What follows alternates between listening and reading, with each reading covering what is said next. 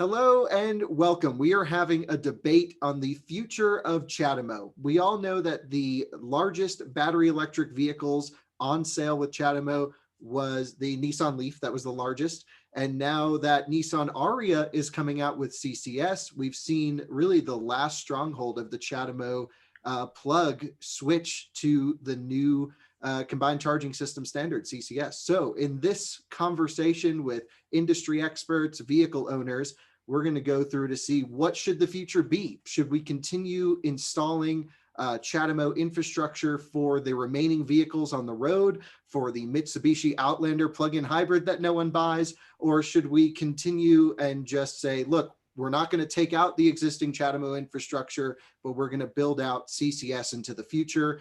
Or should we just remove all the CHAdeMO plugs and go CCS altogether? So I'd love to hear everyone's thoughts. If you don't know who I am, I'm Kyle Connor. I like electric cars, and I'm very happy to host everyone here today. And my personal opinion right now, which may end up changing at the end of this call, might be reinforced, is I'm a firm believer that we should not be installing any more any more CHAdeMO connections. We should switch to CCS going forwards, and not that the infrastructure is going to be any worse for those that own CHAdeMO vehicles. It's just, we're moving to CCS, folks. So Jeffrey, why don't you introduce yourself, and we'll go around the room. I'll introduce everyone as we go.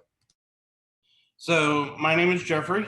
I don't have a big YouTube following or anything else like most of you guys do, but I do, I've always been a very big right to repair advocate, and just not killing off a standard, especially like that. So I felt like just needed to be in here and talk about this. Cool, thank you so much. And Ryan over at the Kilowatts, a great YouTube channel focusing on all electric cars. Feel free to share a little bit about what you're doing and, of course, your opinions here. Sure, Kyle, thanks for having me. I'm Ryan from the Kilowatts. I used to work at Tesla, and my belief is very much that we need to head towards kind of more centralized solutions, more high-powered solutions, and there's only like a few technologies that kind of fit in that, and I just don't see where CHAdeMO fits in that in the long-term structure. I feel as if there's kind of almost like a similar debate going on with like USB-C right now, for example, versus Lightning. And so I'm kind of going to bring in that like Silicon Valley, well, when you look at it this way kind of thing, we got to keep marching forward towards a more centralized, high-powered solution. Cool, thank you so much. And Trev from Tesla Owners Online, your turn. Thank you. I want to say thank you for Kyle for inviting me on to have a discussion with everyone. I am the founder of Tesla Owners Online, formerly known as Model 3 Owners Club. Painted myself into a corner on that one. But anyways, also have a YouTube channel where we do all kinds of different things. Very quickly, my opinion, CHAdeMO was okay, but since it's a Japanese standard and it's falling out of favor, CCS is definitely the future. I'm not an advocate of them taking out the current system, but really should be phased out. CCS is definitely the future, and we'll see what Tesla does. We've definitely seen what they've done in Europe, which is 2 cables per supercharger. North America, 50-50 whether they do that or not. But anyways, that's my opinion. And now it's time for Tom from State of Charge with Tom Malagny. Thanks, Kyle. As Kyle mentioned, I have a YouTube channel, State of Charge with Tom Malagny. I'm also an editor at Inside EVs. I've been a long-time contributor to Inside EVs. I've been driving electric cars full-time since 2009, probably driven 325,000 miles by now in my 6 or 7 EVs that I've had. I definitely have been waiting for the day that we can, consolidate these standards. And quite honestly, I didn't care which standard it ended up being, but the fact that we had all these multiple standards for DC fast charge was just slowing down adoption. I think the writing was on the wall for a long time. I even talked to Nissan reps about this years ago, and they even kind of off the record said, well, if that's the way the market goes, then that's the way we'll go. So I always kind of figured this was going to happen. And I'm glad to see it happen now. How we phase out the CHAdeMO connectors, that's going to be up to debate. I kind of, agree with the folks here that don't think we can just stop installing them. I think that we owe the Nissan Leaf owners the courtesy of having charging stations, places for them to charge, but we need to set some kind of time frame where we gradually phase out. Interesting approach. I'm interested to hear how that plays out when we all battle it out in the comments. And then my good friend and longtime EV advocate, Don Miller.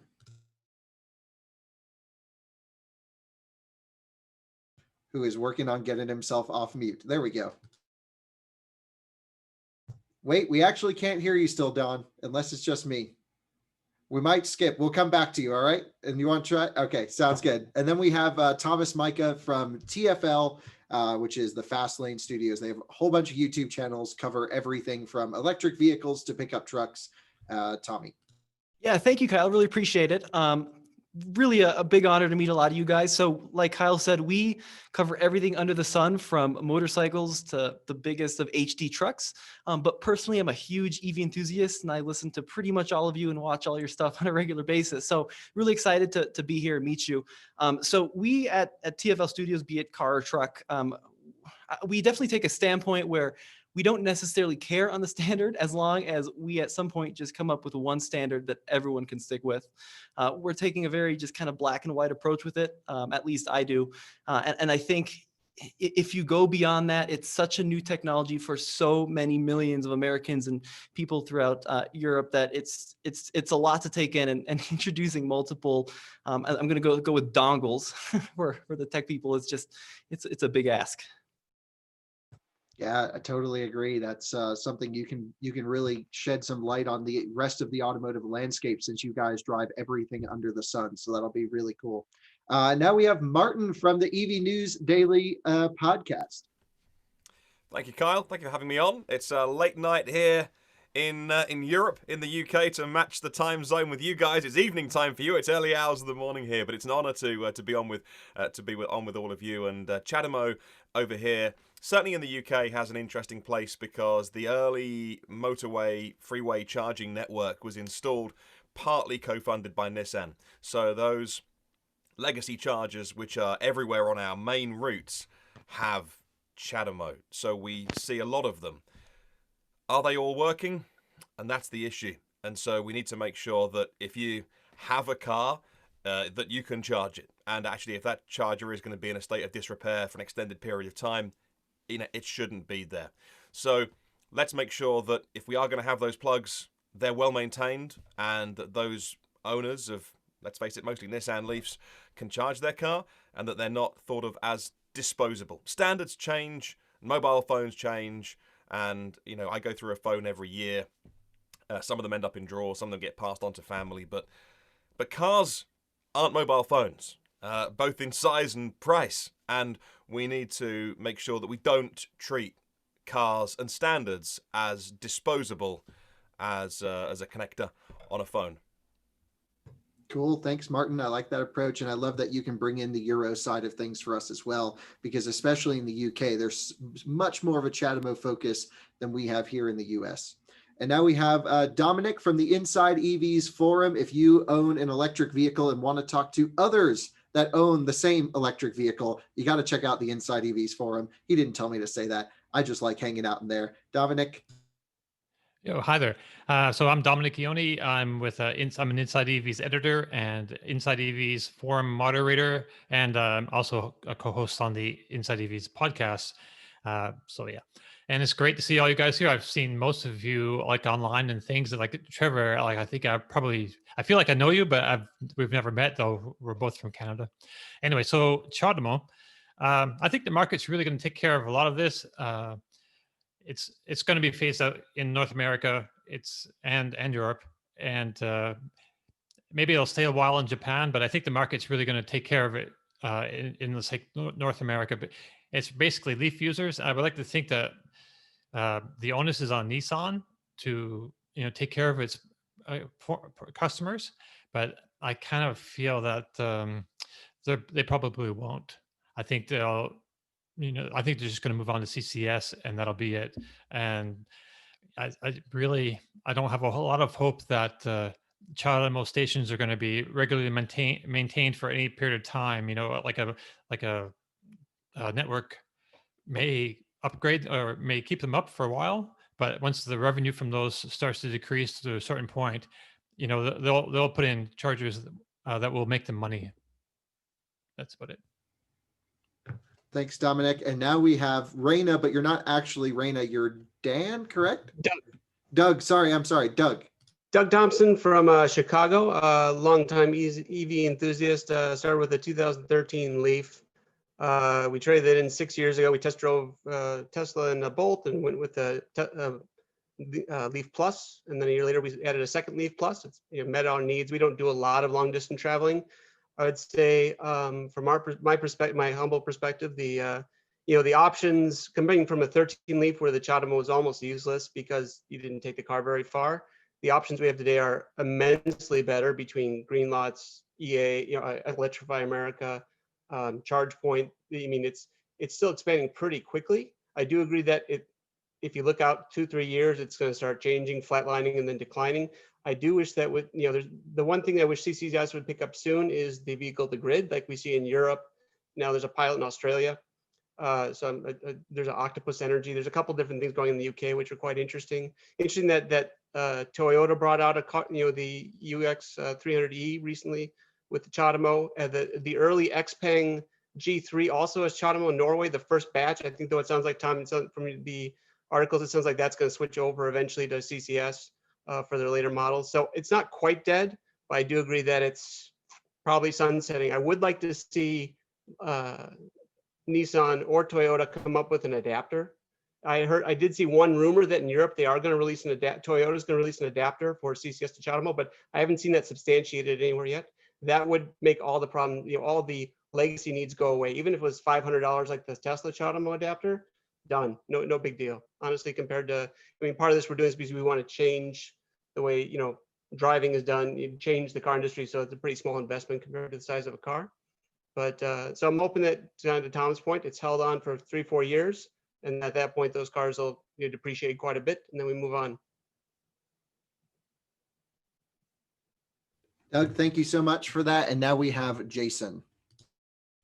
Yeah, my name is Jason Duncan. I'm a new to the EV market, been kind of obsessed with it for quite some time, but I live in Tulsa, Oklahoma, and I have about a 275-mile commute. And Tulsa, or Oklahoma, actually prides itself on having what they refer to as superchargers every 50 miles, but it is all cornered by one brand that is not super well known. It's called Francis Solar. There's CCS and CHAdeMO chargers. So I could not live without the dongle, if you will, at this point. It's about an extra hour commute for me to get to Dallas, like I mentioned, on a weekly basis. If I go a supercharger route, Tesla supercharger route. Makes a lot of sense. Thank you for sharing. And now we have Don Miller, who I think has fixed audio issues.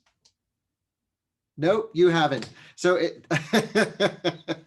in the bottom somewhere, Don, you can go to your audio. What about now? Is that any better? Yes. Okay, I something with my headset went wacky. Sorry about that.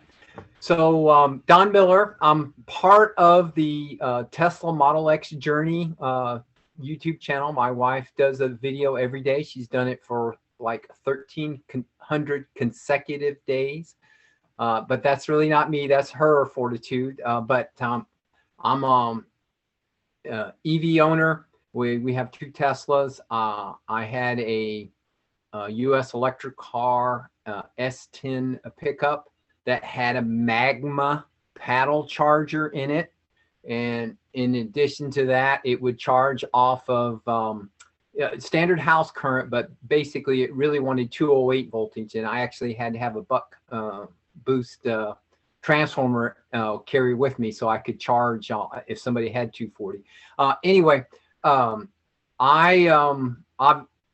not trying to rain on Leaf owners, but yes, I felt that we missed a real opportunity with the Dieselgate settlement with Electrify America, when Volkswagen was basically said, well, we're going to create this charging company. I think that we missed the opportunity at that point to go on and pick standard, at least for North America, instead of trying to continue along the lines of the CHAdeMO and CCS. So I would have preferred them to go on and bite the bullet. Then we wouldn't necessarily have this discussion. Although I don't begrudge CHAdeMO Nissan Leaf, but maybe the newer ones, you might take a trip in one of those. But are you going to do multiple stops? Just maybe one.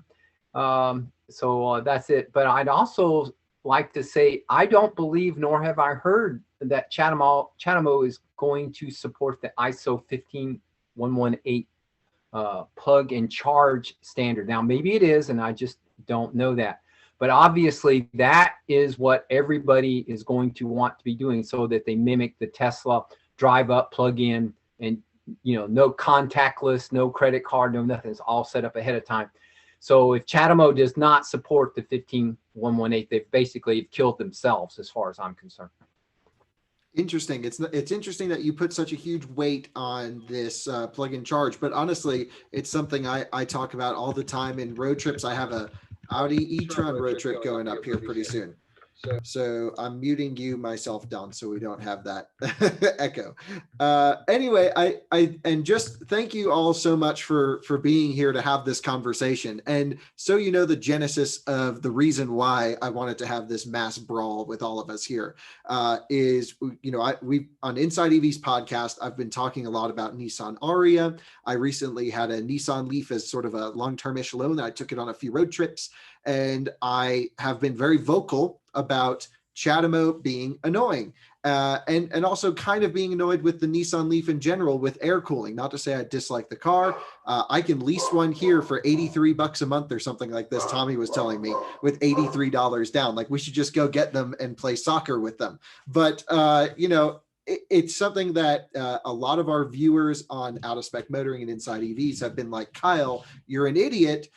We definitely need CHAdeMO still. And I'm like, I am an idiot. Let's talk about it rather than fight about it in the comments. So here we are. And I open the floor to discussion.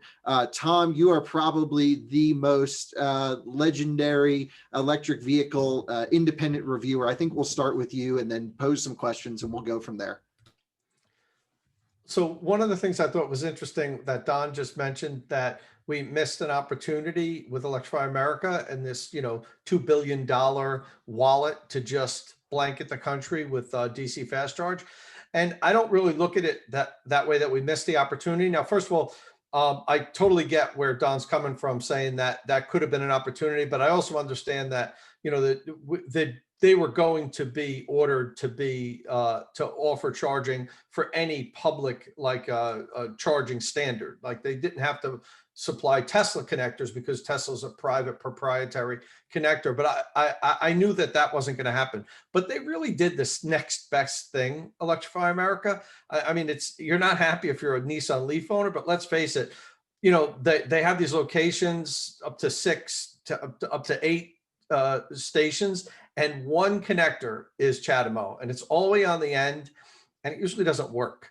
So they practically did the same thing that what Don wanted. They just gave it the least amount of support that they possibly could, and said, okay, this is going to be an appendage that we don't need eventually, so we'll put it all the way on the end, and then when we don't have to support it anymore, we'll just swap it out and put another cable on it. So they practically did that already. But one of the things that I think, and I think it was Doug that mentioned it, I'm not sure exactly who, that was a great idea, was an adapter. So if you really want to expedite the removal, let's say, of CHAdeMO and make this easy for all of the networks that are out there, Nissan should provide adapters for current Leaf owners where they can plug into CCS. And even if they don't give it to them for free, give it to them at cost. Like, don't make money on it. Don't make it $500. I'm sure they can make these things for like $200 or somewhere around there, and just offer it to the Leaf owners. I mean, there's a lot of Leaf owners that really don't even use DC fast charge, that use the car for local driving. So, everybody wouldn't jump on and get it. But if they made that available, we could end it now. We can start planning for the future. And what I'd really love to see is all of those stations that have dual connectors, the CHAdeMO and CCS right now, don't put another CCS connector on it. Put a damn Tesla connector on it.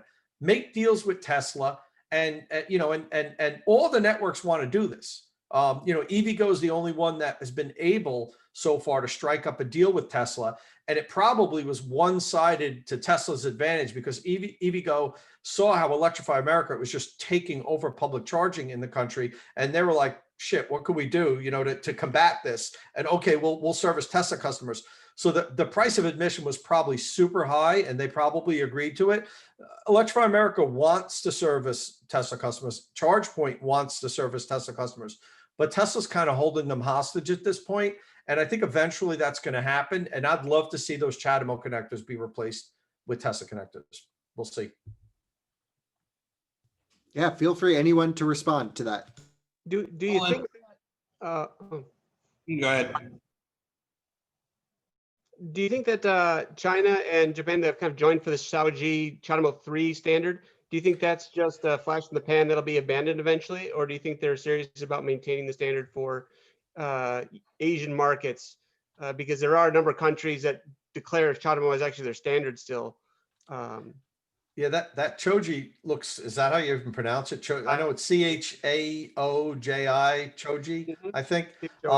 Looks pretty good. I mean, it's compact. It's not this big clunky connector like CCS or CHAdeMO. It's maybe a little bit bigger than the Tesla connector, not that much bigger than the Tesla connector. And it goes up to, I think, 500 kilowatts it can deliver. I think this is going to be the Chinese standard. I don't think it's a temporary stepping stone. I mean, maybe not forever, but I think that's what's going to be there. And the good thing about China, I mean, there's a lot of bad things about China. I've been there many, many times. They'll just say this is what you have to use, and that's it. There's no discussion. And they'll just replace all the connectors on all the existing charging stations. It'll take like 2 months and it'll be done, and the whole country will have this new standard. Japan, I don't know, only because there's so many CHAdeMO stations throughout Japan, and it works there. It's a tiny island. The entire country is completely covered with CHAdeMO stations. And since it works, I think it might be it works. Don't it's not broken, don't fix it. But we'll see. But China for sure is going to make this, and it's just going to happen like that, guys. It's going to be like all of a sudden, boom. Okay, there's 80,000 Chaji stations up and running in China. I've seen the connector and everything. It's small, it's sleek, and I'd prefer that over CCS even, but we're not, I don't think we're going to be switching again. I'm kind of with you on a lot of, sorry, I just want to just chime in here for a second. I'm kind of with everybody on the fact that CCS really is the future. CHAdeMO is basically on its way out. Now, I don't want to put myself on a high horse being a Tesla owner or anything like that, but let me tell you about dongles. I have a CHAdeMO adapter. It's a $500 doorstop. I don't use it. I've used it maybe 4 times. And matter of fact, I even took it on my trip across Canada as a safety net, just on the off chance. The problem is Tesla's adapter is limited at 50 kilowatts. Now, I've never seen 50 kilowatts on the darn thing. And we've seen in Korea that Tesla is actually testing a CCS adapter. It's interesting. I don't know if you know this or not, but in Korea, they use the same Tesla plug that North America does on their cars. So I know for a fact that this is definitely a Tesla adapter that they're testing. There's also a third-party one. We can maybe talk about that a little bit later. But the future, the point of the matter is that Tesla is definitely on CCS, at least in North America, in Europe. They are on the CCS working group. They're not on the CHAdeMO working group. But to your point, Tom, I think it's also important to recognize that in Japan, being an island, and because they have a large infrastructure of CHAdeMO, that it might be just a local solution for them. Meanwhile, the rest of the world moves on to CCS. China's the outlier a little bit because they also have their own, their own GB standard as well. All you have to do is go look at Tesla's website and flip over to China and see what they did to the abomination to the Model S and putting that extra door on the side of the car. That's got to drive the engineers crazy and the designers. But anyways, that's beside the point. But I'm very much in favor of CCS. I'm not about to tell people to rip out the CCS or the CHAdeMO adapters. I think leave them in there for legacy purposes, but the future really should be on CCS. Offer the previous Nissan Leaf owners some kind of adapter. I think that's the fair way to do it. Again, either free or at cost or whatever the case may be. Don't make it a profit thing. I'm with you on that 100%, Tom.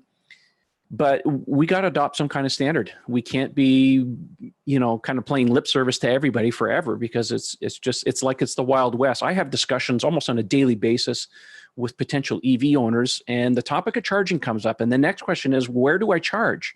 And then you go, well, there's 1772, and then there's this, and then there's that. And then it's like their eyes glaze over and they're not interested anymore. So we really need some kind of standard. Now, Tesla's also set a bit of a precedent as well, because they have their own, plug standard. Now, I don't know if that was out of design necessity or aesthetics or whatever the case may be. But if you look at the Model 3 with the larger charge port flap, they were forward thinking for that car for foreign markets. And a little bird told me at one time that a Model S was going to get a larger charge port on the car and the taillights at some point. That might be for the plaid car. We'll see. But I think that's basically where we're going. Now, whether they retrofit the stations in North America remains to be seen. They certainly did it in Europe prior to the Model 3 arriving, and they did it in record time. So we know that they're capable of doing it. So anyways, bottom line is CCS is definitely the future. Tesla, we don't know what's going on with them as far as what they're going to do. They seem to be flippy floppy. We know they have bigger batteries coming out, Cybertruck's coming, Roadster's coming. Semi-truck won't even be able to use the regular superchargers at this point. They've been traveling around with this weird box where they take 2 to 3 superchargers and plug it in. We know that the semi-truck, at least on the prototype, has a very special supercharger connector. It almost is, it's like 4 charger plug wide. It's a huge. So it remains to be seen what they do, but we have to adopt some kind of standard. I'm in the computer business. USB-C is the future. It is one ring to the rule them all. We should all go. I'm very annoyed that my brand new iPhone doesn't have USB-C on it. That's just crazy. But anyways, that's my point. I think that Cool. Thank you, Trevor.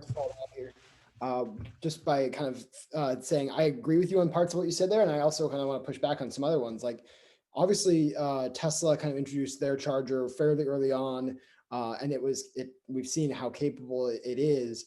And from a design standpoint, I would say that was a massive success for Tesla customers. I think, again, just like the plug and charge, and you don't have to worry about, where your credit card and all that. They thought about all that ahead of time, and everyone's following them. And so while I feel like the rest of the industry, doesn't have kind of all the same features and all that, I think they're playing catch up. And, the other thing that we haven't talked about is like, the ease of use, all these different chargers, all these different cables. There's a couple different, ways that they actually unlock and plug in. And Tesla has kind of the easiest, the lightest cable. It's the thinnest cable. It's sometimes, I think, almost across the board, the fastest charging you can get. So they definitely nailed it, but they differentiated. And I think this is very much, as you just kind of hinted at, again, with the Apple kind of comparison, where sure, the Lightning port seems great, and it definitely, for Apple was like the best port. They were able to make their phones waterproof at a fairly quick pace across all of their upcoming phones. And I think that what I'm saying is the debate here seems to be between these two primary chargers that we experience here in North America. But then I just looked up the CHAdeMO, and I'm impressed. And I think that actually I would almost go to say that, I don't know under what time horizon, but I do think that we need to move to something better than even CCS, just given how thick it is. Given just it's not the most appealing charger. And I think, as again, back to what Trev just said, is like USB-C is like the easy charger. It kind of works both ways. It can work in the Thunderbolt port, Thunderbolt 3.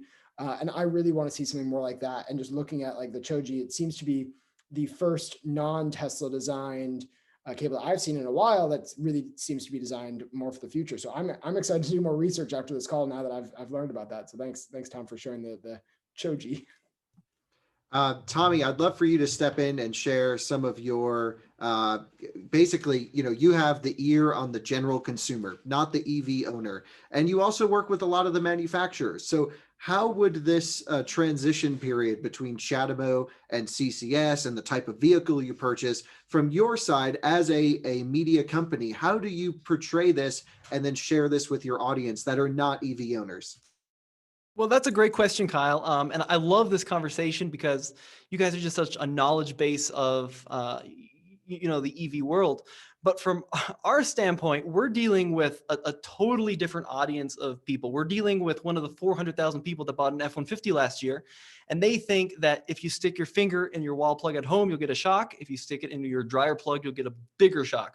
But they don't understand what that means when it comes to actually charging up your EV. And I just think that, and maybe Tom can add to this because he does a lot of dealer training, but from the emails we've gotten and the people we've run into on a street, there's just so much education that has to go into before you even explain the difference between a J1772 plug and a CCS plug or a CHAdeMO. It doesn't compute in a lot of people's heads that it's different electricity coming out of the wall than is what coming out of an Electrify America. And they're like, well, I mean, basically one will kill me faster, right? And I'm like, no, it's a whole different frame of mind. And I think you have to get past that hurdle before you can even start arguing, what the best connector is for the average person. Because for the average person, they've been putting dino juice in their vehicle the same way for the last 40 years, and it takes 3.5 minutes.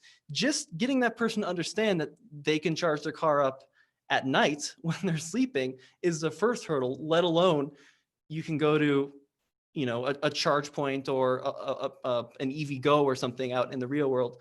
And I worry that going forward, we're going to see a lot of consumers of more mainstream brands like the Ford Mach-E, the upcoming Mach-E, who are going to show up and they're going to pull up to a level 2 charge point and they're going to say, this works. And they think they're going to be there for 30 minutes and get 80% charge because that's what the manufacturer claims. And they'll be there for 20 minutes. They'll see they have gained 9 miles of range. And that happens once and they'll be like, all right, this is a problem. But you fool that consumer twice or a third time, and the next vehicle, unfortunately, is going to be an Escape or an Explorer. And that, I think, is the first hurdle you have to get over before you even start discussing the plug. So if it was up to me, I think the plug is less of an issue than understanding what the power output is for many of these stations. Like, I'd like a big color system, where you show up to a charge point and maybe it's like a big yellow dot and all the dealers know, oh, well, that dot will give me a full charge in 6 hours. And then you go to an EV Go and there's a big green dot knowing that it's a DC fast charger. So I think you have to get past that hurdle before you can even start diving into the intricacies of what a kilowatt is, which seems like such a basic thing, or what a kilowatt hour is. But for so many people, that's going to be a real challenge. Yeah, and Tommy, you bring up a great point. The basically dumbing a lot of this technology down for people that not necessarily won't be able to understand it, but just don't need to take the time. And there's a great service called ChargeWay, and they've done exactly as you've described here. They basically color code the chargers and the connector types. So you can charge at a red, for example, level 7. That's the really fast one. You don't need to know it's a 350 kilowatt charger. If you have an Audi e-tron, it only does 150 kilowatt, right? So that's a green 4, for example. And then you just go and look for the higher the number, the faster charge, and then you go. And we won't even have the conversation on how to activate the chargers today, but that's a whole nother one that is a pain in the butt. Okay, Tom, yeah, you have the ChargeWay thing here. And sorry, I logged myself out of my computer. Can you share? So this is an example of the ChargeWay stickers that would go on the charging station. They just sent me them because as you can see the bottom here, 24, I own and operate a 24 kilowatt DC fast charger on a property that I own, and also a level 2 charging station that tells you the 6.6 kilowatts is on the bottom. It's hard for you to see that. So I'm going to be sticking these on those units, and then the app, as Kyle was describing, directs people. The color means it's CCS, and number 3 is the power level. So this new company, ChargeWay, is trying to simplify explaining to people what stations they use by the color, and the number tells them how fast it'll charge their car. So that was like perfectly teed up, Tommy. You have to download that app and check it out. Tommy, you're muted. I will for sure, Tom. Yeah, thanks for sharing that. That's really cool. But once you get past that, I think it's gonna, we're still so early in the adoption of EVs. And I've made so many mistakes over the years, and I will fully admit that. I'm 23 years old, but I've been putting gas in my car for the last, what is that, 5 years before I started really switching to EVs. And even within, the last couple of years, like, we still make mistakes. And I don't know if some of the other journalists in this room will agree, but you go on these press trips with journalists whose job it is to understand this world. And you'll talk to someone who will know absolutely everything about the supercharger displacement on the new Challenger Hellcat. And then you'll ask them, what did you think of the Leaf? And they're like, it was cool, but it wouldn't charge in my garage overnight, so I don't think anyone should ever buy it. I mean, these are experts in the field who know everything there is to know about the internal combustion engine. And even within the auto manufacturers, I was just on a press trip with the manufacturer I won't name last week, and they have a plug-in hybrid vehicle. And I was talking to the chief engineer and I said, so what is the capacity of the battery? And it took like 3 or 4 people to come up with the actual number. So the chief engineer of this vehicle, whose responsibility is to oversee the development, could not tell me the capacity of the battery. And I've also had, chief engineers quote the capacity of the battery in kilowatts versus kilowatt hours. I had someone quote the capacity of a battery in volts once. So, and these are the people building the cars. And if the people building the cars can have difficulty, explaining to a journalist how it works, I don't know how you're going to do it to the average consumer. That's a really interesting point. We see it all the time in our world. You get the few guys that like know what they're doing at the OEMs, and then pretty much everyone else is just out of it. Jason and Doug and Jeffrey, you guys are the Leaf owners here in the conversation. And Jason, we haven't heard much from you yet, but I'm really curious to see how do you use your CHAdeMO connector? Would it be any different with an adapter? Is that the best solution? What are your thoughts? I mean, I would love to get rid of mine, to be honest with you. But I need CCS, or the idea of putting Tesla plugs on these third-party chargers, which would be, beneficial. But I would love to get rid of the 45. I think it says 50, and someone mentioned it that you never got 50. I've never gotten 50, and I do it every week, twice. So, but yeah, I mean, and quite honestly, I was in that realm of, I didn't really know what I was doing, 6-7 months ago, whenever I bought this thing, and I went to this branded charger that I knew I needed to hit. There was one by my house, and I'm like, okay, I'm going to go plug this thing in, make sure I know what I'm doing. My credit card's queued up, and I get there and I'm like, well, this didn't work. And all of a sudden I'm buying a $450 dongle that, I had no idea, or never anticipated, which shame on Tesla for not kind of guiding me through that. They probably could have, had a little bit better experience with, from the sales standpoint. But I couldn't live without it in my world. And it's, it's a work commute. It's, and I, it's a pain in the ass that they're, suck to get on, and half the time the machines, don't work. And it's generally the pay cycle that's off, the credit cards or whatever, not so much the adapter or anything faulty on the plug. It's the payment side on the machines I'm using. So yeah, but I can't live without it, but it's a necessary evil. Yeah, Understood. Totally. Thank you, Jeffrey. And so I've recently started doing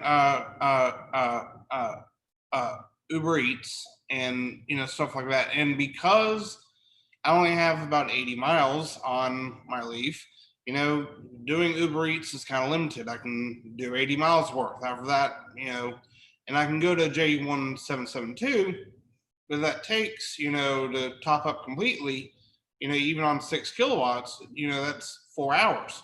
That's 4 hours that I could be out there working, making money, but because, we don't, there's only one CHAdeMO port around my area, unless you go in Mobile, Alabama. There's only one, unless you go to Pensacola, Florida. And it's like, I guess for those edge cases like that, it's important to have that, even if you just have one, one per station. I mean, that I'm fine with that. If there's someone there, well, I'll wait. But wait. I guess that's kind of my my point on it. Thank you for sharing. Yeah, I think there's a lot that goes into from Nissan's side of thing. I'm not sure how much they should, as a company, be responsible for this. They sold the cars. They sold with the network that was in there. If anything, I believe the network has gotten larger since when most Leaf owners took delivery of their car, especially with the infrastructure expanding with Electrify America. Now, again, the station uptime and reliability is another question to have on that one, but at least you can check the app ahead of time to see if it's on. And I'm really curious to see what the situation's actually like in the UK. So Martin, who lives in the UK, is involved heavily in electric vehicles, knows the situation over there, and that's the reason I really wanted him to come on, was to be like, how different is it there than it is here in the US? Because many of our commenters that were bringing this up live in the UK. Well, there are 9,000 DC fast charging connections here in the UK. 8,905 as of today, DC fast charging connections, with about 3,500 actual device units. Now, 3,500 of those 9,000 DC fast charging plugs are CHAdeMO. So it's a not insignificant number. And, my main concern is ensuring that those people that bought Nissan Leafs in good faith are looked after in some way. Saying that, I would absolutely love there to be one plug for buyers. Now, it's so funny that Kyle, you organised this today, many weeks in advance, but today the UK government announced a 2030 petrol and diesel ban. So literally it's breaking news as we're recording, this Zoom call. So my last 12 hours Twitter feed and inbox has been full because our lead story on all national media has been the government announcing a petrol and diesel ban. So of course the mainstream have lost their mind today over this, and so it's a funny day for you to have me on this conversation because I've literally been reminded in a very, very real way about the confusion out there, and I'm trying to think back to when I first got interested in EVs. If I look back at, 8 or 10 years, like what plug I used when I first bought an EV, what plug I used, like pulling up to DC fast charge for the first time, my first road trip, I'd done all my research, but like 20 miles left on the car, I was genuinely nervous. That sounds funny on a conversation with all of you. You guys are so experts in your field. So I try and remember that feeling for me, and also try and remember that so many people are coming to this new. It's not too late to get this right. So yeah, I really want to support the people that have bought Nissan Leafs. And there's so many installed CHAdeMO chargers in the UK particularly. And we make the Nissan Leaf here, one of 3 locations in the world, in the the USA and Japan, and here in the northeast of England we make the Leaf. So I'm really desperate for those people to not feel shortchanged, but equally it's not too late to say, here is a decision and a rule. Now, I don't know. I haven't taken the temperature of the room on hydrogen, so I'm just sort of wincing as I say it. Listen. The hydrogen, whether it works or not, and I don't think it will for personal mobility, wherever you go in the world, okay, California, China, Japan, that's the same. So wherever I go in the world and go to put petrol or diesel in a hire car if I'm on holiday, I know how to do that because it's the same as my one at home. And that they're getting right with hydrogen from the start. Now, although this EV journey is 10 plus years in, it's not too late to make CCS the standard everywhere but China. China will do Xiaoji or CHAdeMO 3 or Xiaoji, whatever you want to call it. It's backwards compatible to GBT. It's backwards compatible to CHAdeMO existing. So they'll go off and do that. And because it's China, it'll be the biggest one in the world, and they'll do that. But I think for everywhere else, we should have the CCS plug, and then we've only got 2 plugs to worry about. We've got a Type 2 plug, and we've got the CCS combo plug, and really we need to take everything off of DC fast charging apart from the CCS plug. And that again comes back to what you've talked about already, which is public confusion, which I've seen so much today about education. And, we all have responsibility to do that. But there's no one organization or body that is setting the rules here. So, a lot of car makers, Tesla went off and did their own thing at the beginning out of necessity. Really, a lot of charging companies have sprung up in their own interests, and so the whole system is disjointed, but it's not too late to get it right all around the world. And we should push for that, because we have a lot of CHAdeMO plugs here, and they're all on DC Rapids. But if I pull up to one, and the Mitsubishi, by the way, Outlander is the biggest selling plug-in hybrid here in the UK. We love them. We can't get enough of them. If one of those, what do they charge at? 3 or 6 maybe? Like, if one of them's on a DC fast charger, and that's the only charger, is that person wrong for doing that if they don't know that they could have gone another mile down the road and plugged into an AC plug? And heck, why are people even worrying about AC and DC? Like, we're having to learn a whole new vocabulary. Like, we get it, but on the adoption curve that we're on, there's about to be a mass wave hits us, and all of a sudden, as we've addressed on before with color coding, we've got to get it right somehow, because if someone's charging a plug-in hybrid, so again, CCS plug fixes all of that, because hopefully it's only on pure battery electric vehicles. More plugins are arriving, either the Mercedes or there's a BMW plug-in hybrid coming with a CCS plug. Oh my goodness me, it doesn't charge particularly quickly, but there's so much to fix. But I'm optimistic we can get it right, as long as we look after those people that have spent their own money in good faith, and we don't forget about them. I think that Martin, I think we that's can a all great agree point. that at every charger there needs to be a big sign that says priority for iMeave parking.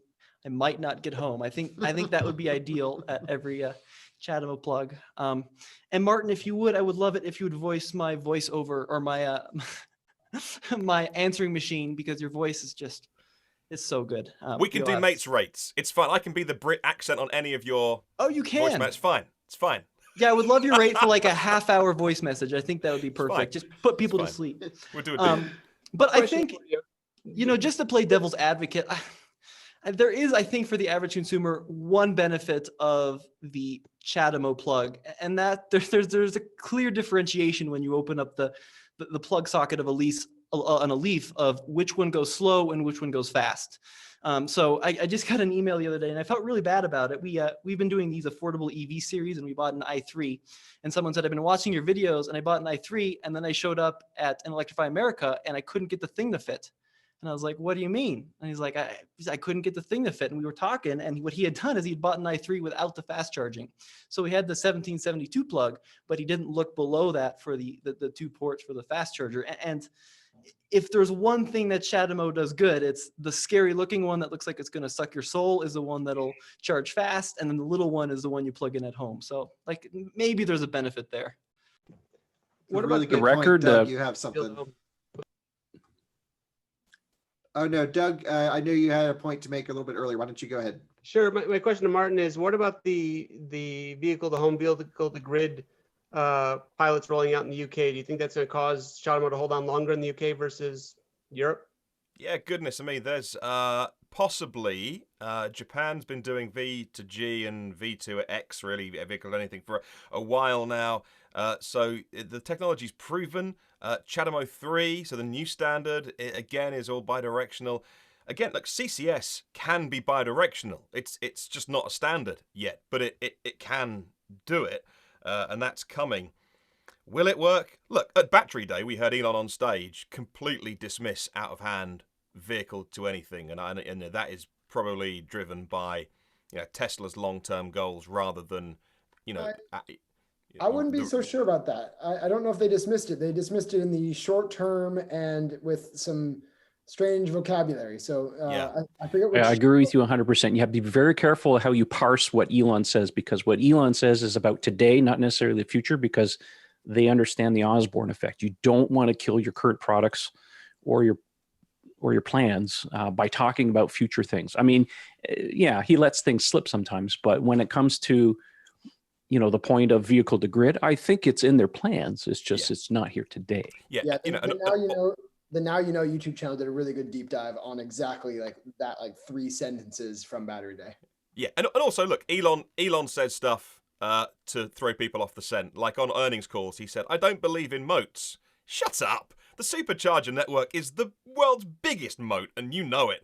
And you wouldn't be where you were without it. So he says stuff to throw people off the scent. So, maybe Tesla V2G is coming one day as part of the, here in the UK, earlier this year, Tesla applied for the license to become an electricity generator. Over here we've got a very deregulated system, so I could launch an electricity company. I'd buy it from the wholesale market, and you could sign up to be and obviously the cables are looked after by the infrastructure is looked after by one organization, but lots and lots of virtual companies sort of sit on top. I don't know what it would be equivalent to in the US, but Tesla applied for that license, not to supply it to the home, but to be a generator. That's a very different thing. So that is then opening the door to possibly, V2G or some sort of virtual power network at some point. So CCS is capable of doing that. It's just not part of the standard yet. Built into CHAdeMO.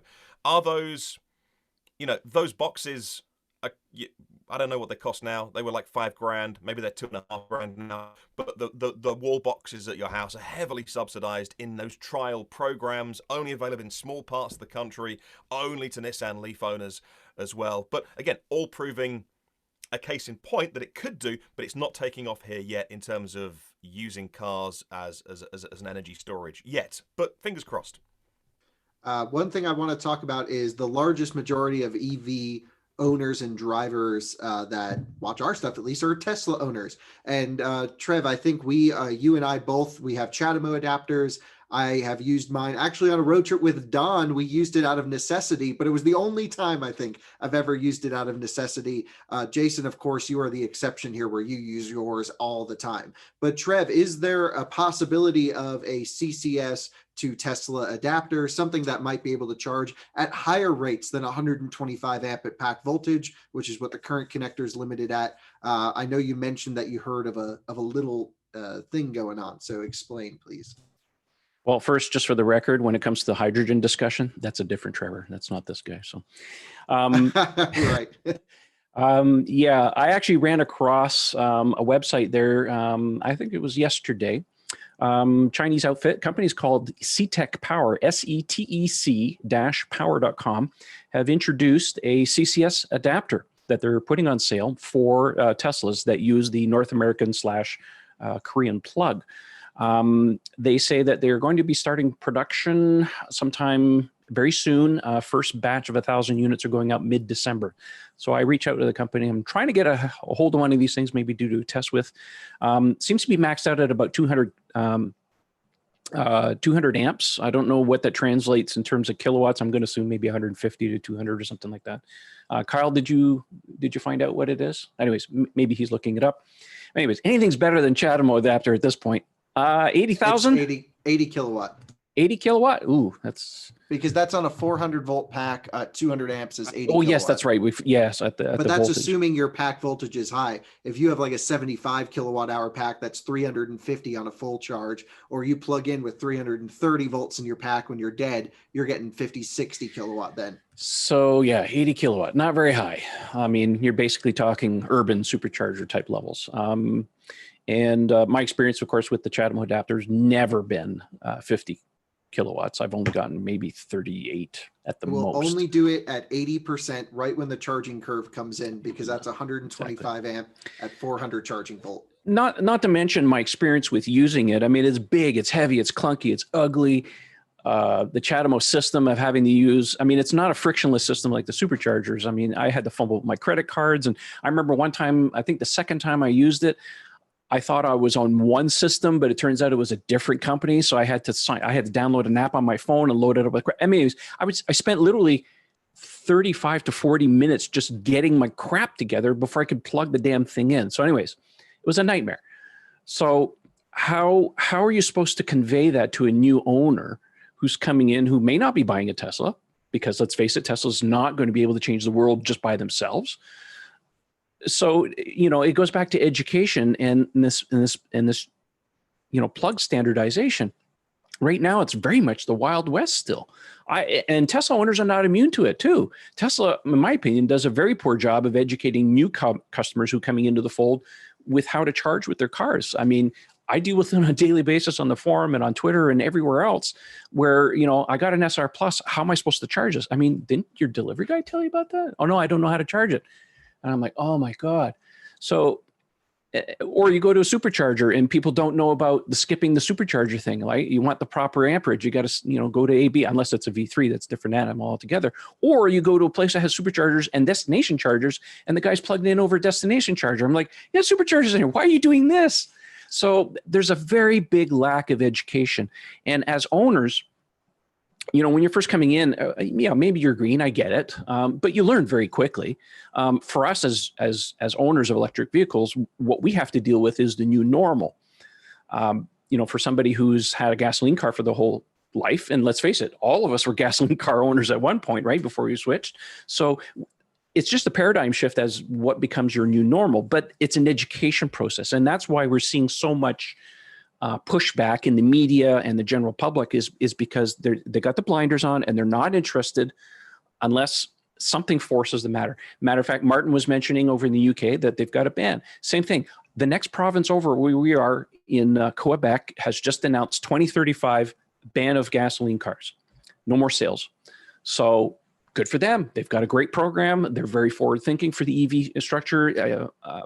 Montreal is great. You go downtown, tons of level 2s on all the corners. So they put the money into the infrastructure.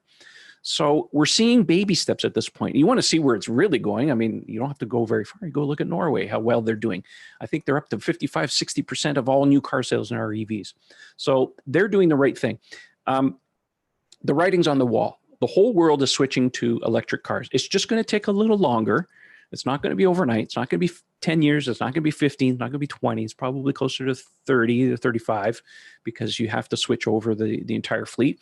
And we're also talking at this point, we haven't seen the whole car sector, transportation sector moved over at this point. Right now, it's still baby steps, right? It's passenger cars. Once the semi-trucks come out, and in North America, we got just about every manufacturer now is getting on board with pickup trucks. It's a huge market in the US. I think we're really going to start seeing a lot more eyeballs on this because once you get those cars into, it's one thing to have EVs in California because 50% of EVs sold in North America are all going to California. And then you get the East Coast. It's that Central America, that section in there that think that everything has to be an SUV or a pickup truck in order to get anywhere. You got to change that mentality. So as the infrastructure starts to come in and gets brought out, we need more education. And Tesla's on one end of the spectrum in the sense that, okay, they're ahead of everybody else. The other problem, though, too, is that you've got the dealership network, which are traditionally,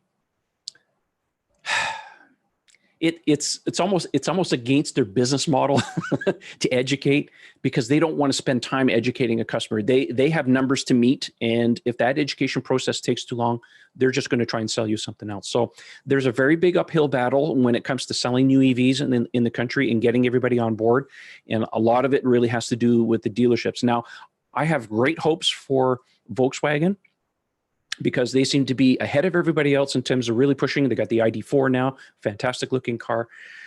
And I hope they do fantastically well with it. I hope they get off their butts and finally do something about this Buzz E or the minibus that they've been teasing about for the last 20 years. I think there's a big market for that too. But the dealership network, that's where they got to put their efforts in.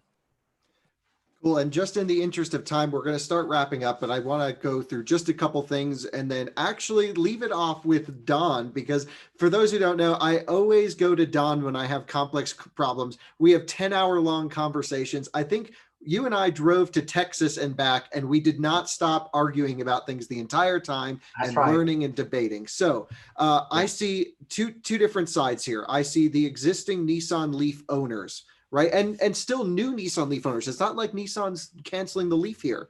And they are saying, look, we own this product. We took a leap of faith and we spent big money on an electric vehicle. And now we feel abandoned. We say, look, we own these cars. How are we going to get around without new CHAdeMO? And what is this going to be? The implications in 5-10 years for the CHAdeMO standard. On the other side, I see CCS with major OEMs, specifically the Germans. This is the standard for them. No question in their mind. any European EV for the most part is going to have a CCS plug on it. I see, all the infrastructure going in the US and primarily Europe is heavily focused on CCS networks. So at some point, we kind of need to say, sorry to the Leaf owners, we're going CCS and thanks for your service. But on the other hand, is there a way to blend this to make this transition period easier, better? What's the solution, do you think, Don? Yeah, I don't know that there's an easy way, but I think there are several things that are going to kick in.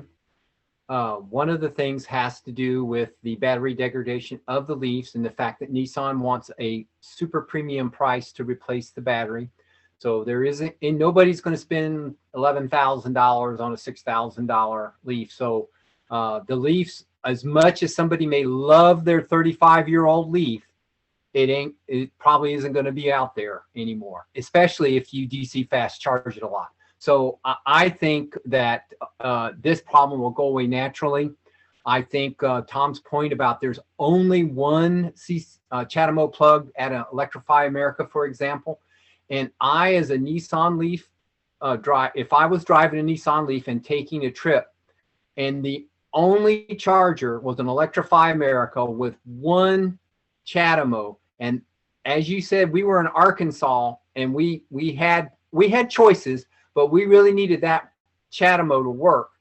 Would you really want to be taking that trip in 5 years? I mean, would you even want to take it today? But it's going to get worse. So I think that nobody's going to just pull the plug. I think it's just going to simply evolve. I'd like to mention a couple quick things. First of all, and don't rain on me,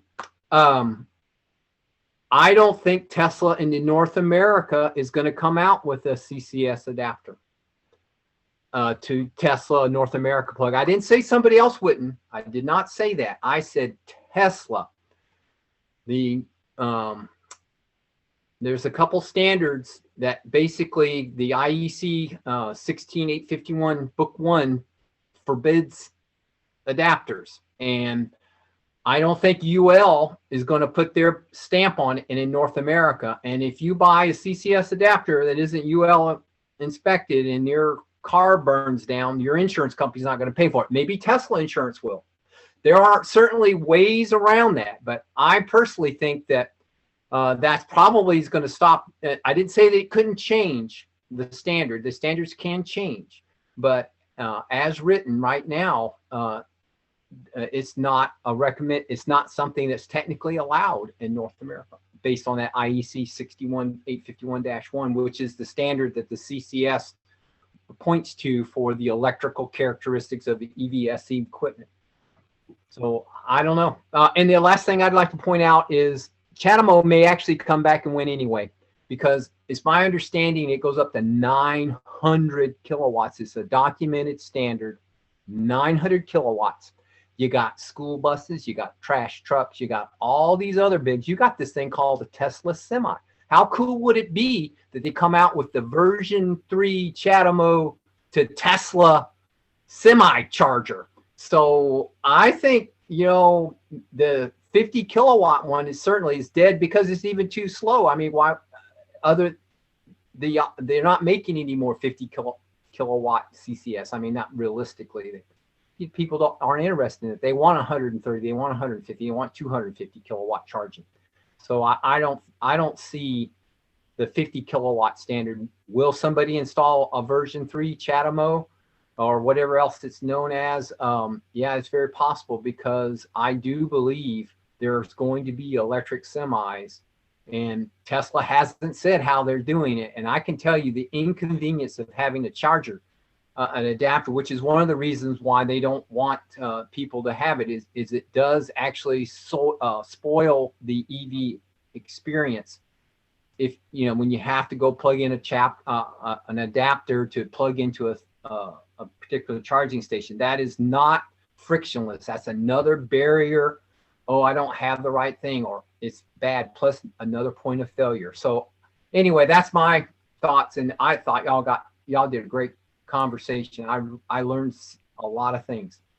Can I mention Sharon before we sign off? Yes, I was just about to go there. Go ahead, Martin. So, I'll steal your thunder completely. An organization called Charin, which is all of the world's OEMs, the tier 1 suppliers. Yeah. It's with organizations who have an interest in ensuring that CCS is the global standard. It's a non-for-profit organization. It's supported by, yes, including Tesla. They recently invited applications or bids for commercial vehicle charging. Tesla were one of 5 organizations that put in a bid for a standard, and from somebody that I was speaking to, not that we know which one of those 5 won, but I was talking to somebody involved recently, and he was saying that the work they're doing on commercial vehicle charging is in the region of 2 megawatts.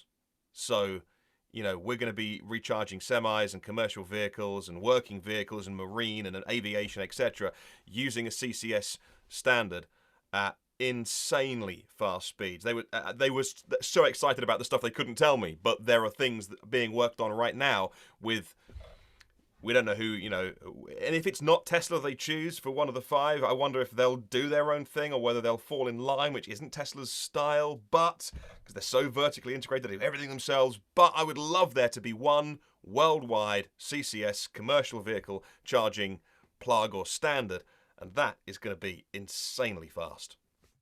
I'm Great. all for it. Please let it happen. Doug, you have something? Yeah, one last point. One thing I agreed with most of Don's point. Just one small point. I am actually a fan of the 50 kilowatt chargers because they're cheap now. I think you can get them for under $10,000. I'd like to see them in 100 places across the freeway at every stop. Right now, when people ask me about going into electric car, I say if you're taking trips, you got to think of it like flying a small airplane. You got to plan your route and know your stops. Even with like a Tesla today, you kind of got to know where you're going and where the stops are. I'd like to have it in the future like a gas car where any freeway stop has 10 choices. And then it doesn't, yes, there's whether it's 50 or 250 or 350, there's a little bit of time there. I got 3 kids. When we stop for an hour. And whether it's 50 or 250, it doesn't matter at that point. I know, Kyle, you're a road warrior.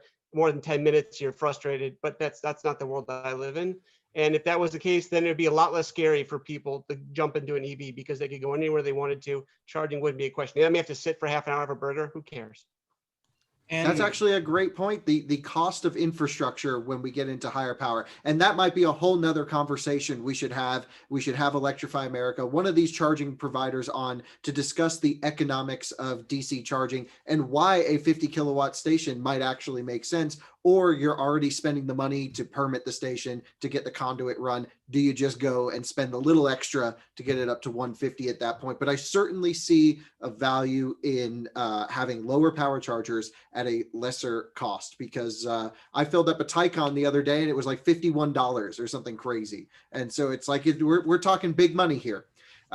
Anyway, I want to thank all of you for coming on. I think, of course, while we all have our own individual opinions, and you watching as well, please comment down below with how we are all wrong, and let us know your thoughts. That's we all love that. And I'm so happy that some of our comments on our videos that were not necessarily negative, but like, hey, you're absolutely wrong, rather than fighting about it, we're able to go and have this open discussion and really share our opinions. I'd love to do it more on different topics, so feel free to reach out anytime if there's another heated debate that we should all get back on here for. Thanks. So in the description below, I will have a link to everyone's respective outlet and ways that you can contact them. If they don't have an outlet, then you're not going to get a link. And thank you all for joining, and we will catch you on the next one. Bye-bye.